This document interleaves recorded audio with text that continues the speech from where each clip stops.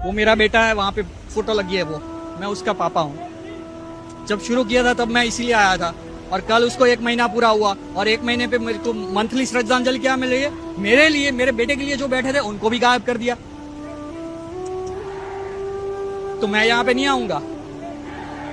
जब शुरू किया था तब आया था, तब भी बात की थी, मत करिए, गवर्नमेंट बेकार है, मैं खुद लड़ता हूँ।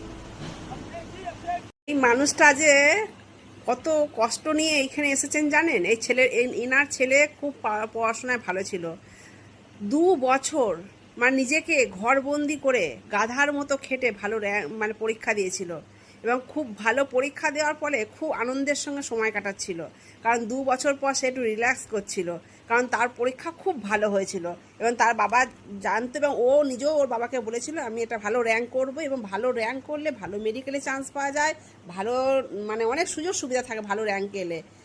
তো সেই ছেলেটা যখন জানলো টিভির নিউজে, মানে বাড়িতে ওর বাবা নিউজ পেপার মানে নেওয়া বন্ধ করে দিয়েছিল, লুকিয়ে রেখে দিত যাতে ছেলের নজরে না পড়ে যায় যে পেপার লিক করেছে, কিন্তু জানবেই, নিউজের মাধ্যমে জানলো যখন, ছেলেটা ডিপ্রেশনে চলে যায় যে পেপার লিক হয়েছে, এই পরীক্ষাটা বাতিল, যে এত ভালো পরীক্ষা দিলাম এই পরীক্ষাটা বাতিল, এইটা ছেলেটা নিতে পারেনি, ফলে নিজের সবার অজান্তে নিজে কী করেছে, নিজেকে শেষ করে দিয়েছে ডিপ্রেশনে চলে গিয়ে।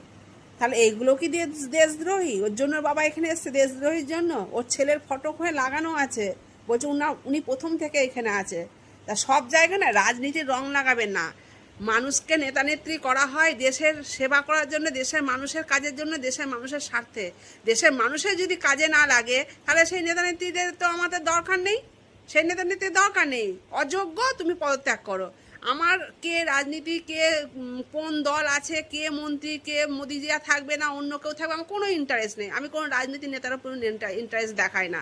আমার হচ্ছে তারা দেশের মানুষ ভোট দিয়েছে দেশের কাজের জন্য, দেশের স্বার্থে, ভালো কাজ করো, থাকো, না কাজ করতে পারলে হাঁটো, অন্য কেউ হবে, আবার সে যদি না পারে আবার তাকে পদত্যাগ করা হবে। এটাই হচ্ছে আমার নীতি।